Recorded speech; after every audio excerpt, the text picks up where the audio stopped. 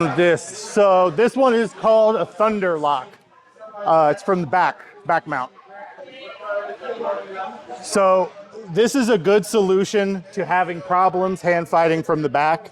And like, we've all been on somebody's back who just, they're too good at protecting themselves and you can't get a choke in, right? So like where he's shelled up, he's shrugged up and I'm cutting across and I'm doing all this and I'm trapping the wrist and I just can't get in, right? He's hand fighting me to death. So the way this works is there's two ways to set this up. One way is to just get a 5-0. And when we get the 5-0 here, normally I go wrist grip, like wrist ride grip. For this one, I'm getting the hand. I'm getting like the fat of the hand on the knuckles. And I'm gonna act like I'm going for this choke and I'm forcing this hand down to, like I'm gonna do that trap, right? So this is the idea. I'm faking, we'll go here.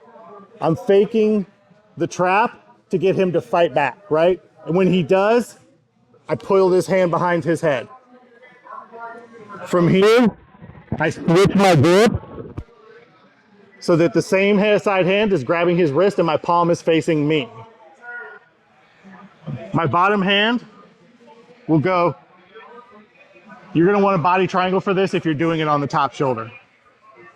My bottom hand, my forearm goes behind his head and I grab the top of his elbow.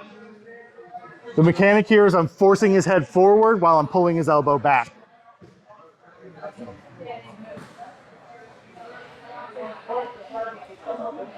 So, which side you attack will determine kind of how your legs have to be. If you just have hooks, and maybe you're a shorter player, you can't really get a body triangle very well, that means you're gonna fall towards the side you're locking.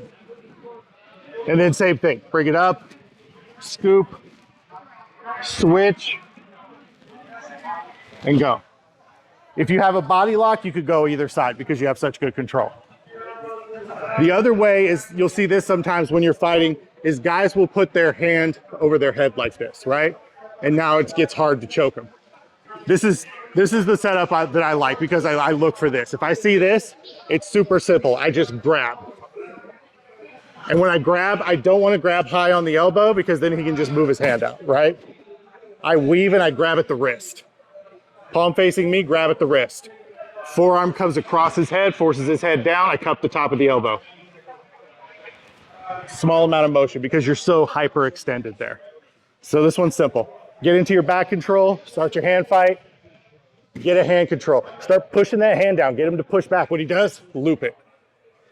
From here, grab the elbow, switch your grip, force the head forward, and pull the elbow back. Thunder lock. What's that? Yeah, so like, You're in like that. Yep. When he goes right here, elbow. You can finish here. If they're flexible, it might be a little trickier because you have trouble getting your forearm on the back of his head. But like if you force this down and in, this is just gonna be more extension, right? So feel it out, go for the first one. You know, if you feel a little loopy there, especially female competitors, like people have real flexible shoulders, you might need to go a little deeper on an extension there.